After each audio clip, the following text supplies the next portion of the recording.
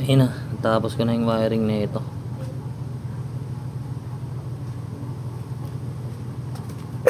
Ito thick reboot 50 volts to 5 ampere.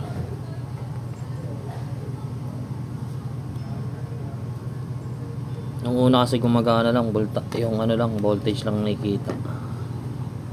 On natin.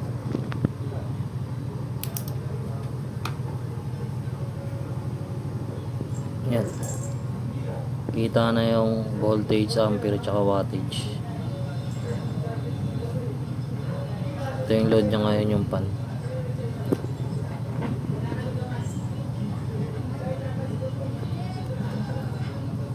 Wiring niya.